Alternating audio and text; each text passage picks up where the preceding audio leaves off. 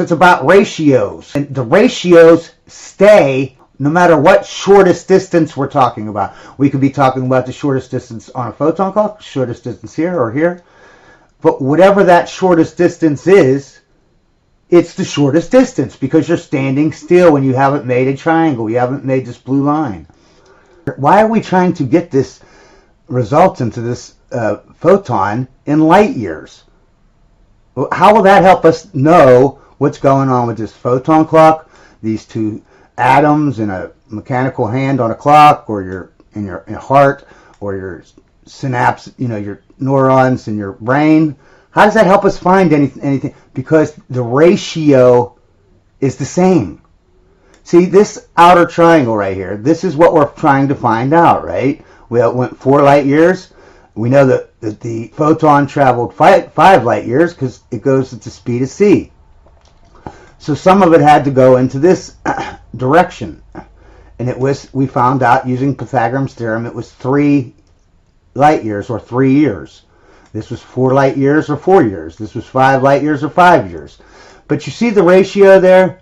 See, if we take these down to the smallest numbers and we make the red 1, this is our ratio. This is 1, this is 1.66, this is 1.33 relative to this, right? This line is 1.33 times this line. And this line is 1.66 times this line. See, the whole thing is this inner triangle, this is your photon clock. See this other one right here? This inner triangle is your synapses. This inner triangle is your 2 atoms. That's why it's really small, because they're just the distance between 2 atoms.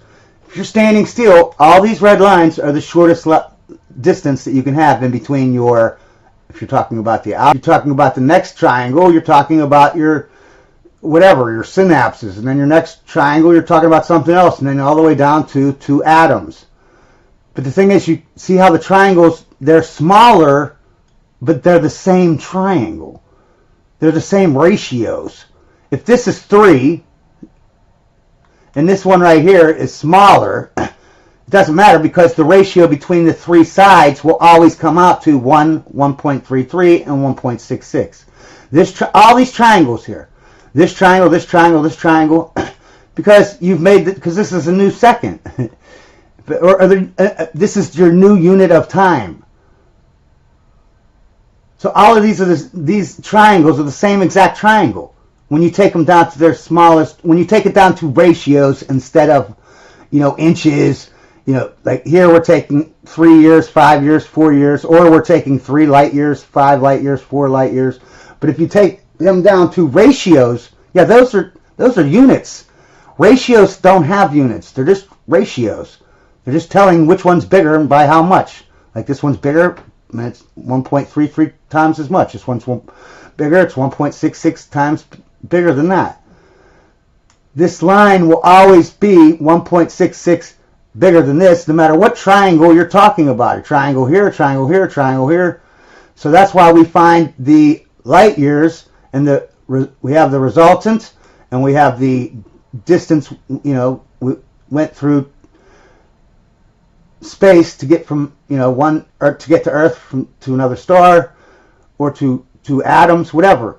When you move a certain distance, speed like 0.8 c, all these triangles that you form, they will all have the same ratios, all of them.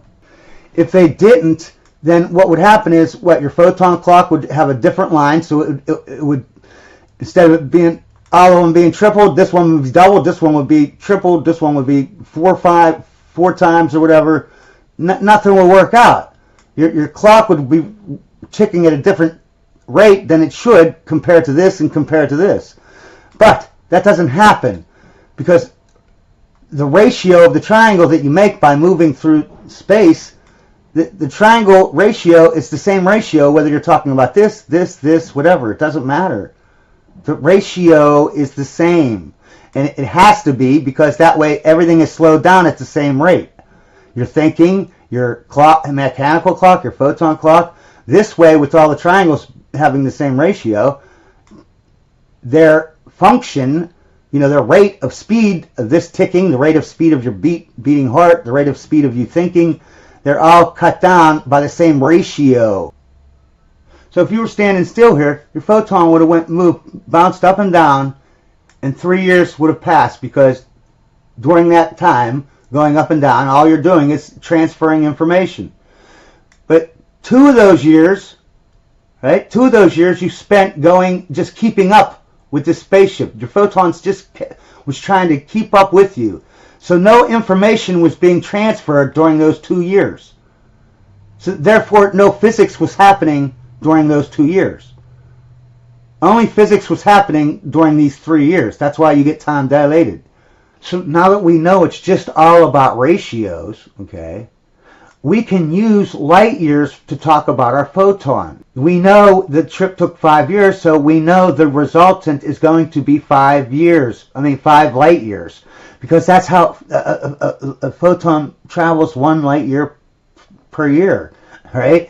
And we traveled 5 years. So that means that in the x and the y, and the resultant vector would be 5 light years. And we want to know, because this is 1 as a ratio, not as a unit, okay? We want to know what it would be if it was in light years. So we know in the x direction, we went 4 light years. And we know our resultant between the x and the y would be 5. So what do? We just put a little line here and we make a triangle, and we find out what the ratio of this hypotenuse is to this vertical line, and that's our gamma. That tells us that and we put it into Pythagoras theorem and we get gamma. So we know that this line is 1.66 times this line. So if this line is 1, this line is 1.6.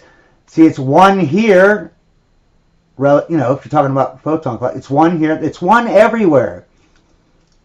The ratio is going to be, it might be 1 million miles here, it might be 1 inch here, it might be 1/1,000,000th of an inch here, but it's always 1 here, and you're stretching it out. So to find this in light years, we just do this formula, and then we know that if we didn't move, it would have to move, what? 3 light years. But you made it move 5 light years.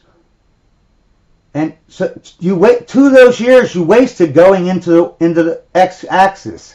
Just to keep 2 of those years you just wasted not having physics proceed, but just having your information carriers keep up with you in this ship. That's all you did. I want you to think about this. You're this guy right here, right?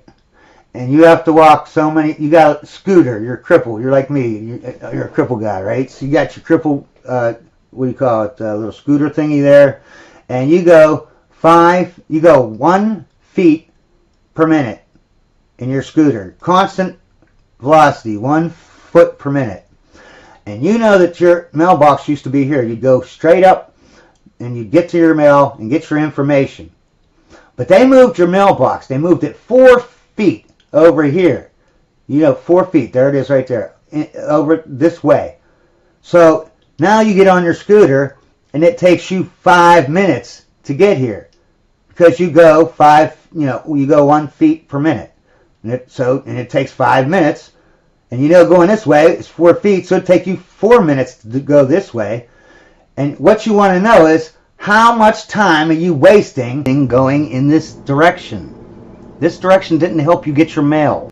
Because if you went 4 feet this way, how many feet would you have to go this way? So you just move this line over, make a right triangle, and do Pythagoras theorem, just like up here. And you would find out it was 3. 3 minutes it used to take you, now it takes you 5 minutes.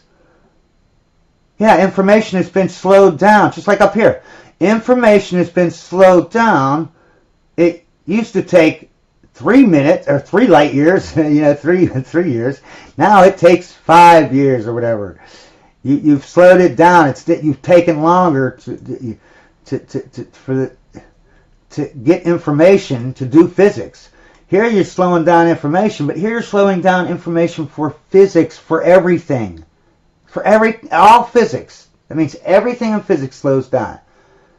So if you define a second by doing 1 heartbeat, well, then this is your new second, because that's how long it takes to do your heartbeat now, because you moved.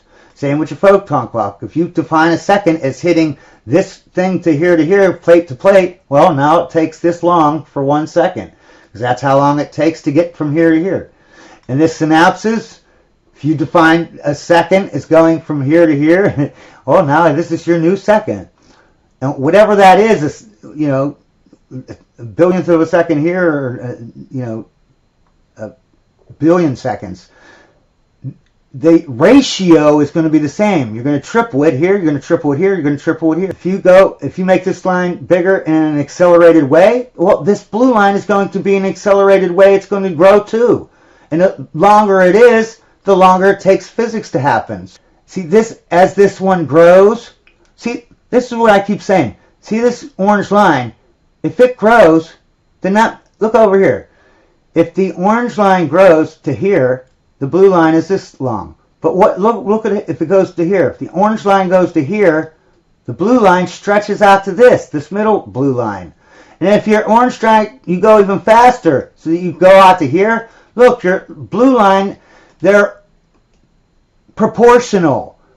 Because this is all ratios. They're all proportional. All these triangles are proportional. They're the same triangle.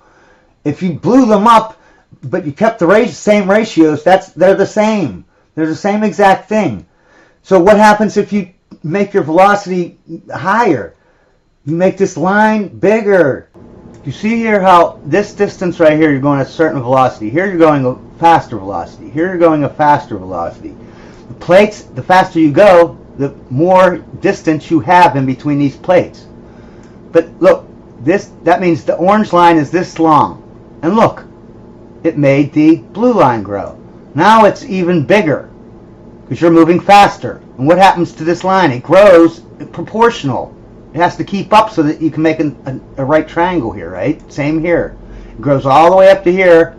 So this is where the mirror comes in. Okay, I say it's inverse because look, if this is this long, grows just as much, but this represents how long it takes information to go. So this represents your second. See, when you were standing still, whatever a second was, like if a second was 1 heartbeat, well, now your 1 heartbeat takes this long. If 1 second was going in between these 2 photon clocks, well, now it takes this long to get to them. A second, whatever took a second here, takes a second here, but it's just a second is stretched out. But look, the longer the orange line is, the blue line grows accordingly. And the blue line the longer the blue line is, the slower physics takes. Time slows down. So the longer this orange line gets, the blue line, yeah, it gets bigger too, but time is opposite of this line. The longer the line, the more time has been stretched out, the more your time dilated. So you can see, if you make it this long, you make this grow, which makes time slow down. Now you make it go faster. Oh, now you're making it slow down more. Oh, you got even faster, you're making it slow down even more, because they're inverse. The more your velocity increases, the more the distance in between these 2 plates increases, which slows down time. So the faster you go, the longer this line is, that means the slower time is going. So do you see how this works like a mirror? The bigger your velocity, the bigger the distance in between these 2 plates. Meaning the bigger the distance it is for information carriers to make physics proceed and go forward. So as this line grows, time slows down. But it grows when your velocity grows. So the more your velocity grows, the bigger the line goes, which means the more you have time dilation. It's inverse, like a mirror. If you accelerate, the line growth accelerates. If you go fast and then you stop, well, yeah, you keep that line. This is how the mirror comes in. Because the more this grows, the slower time is. The more time it takes for a second to happen.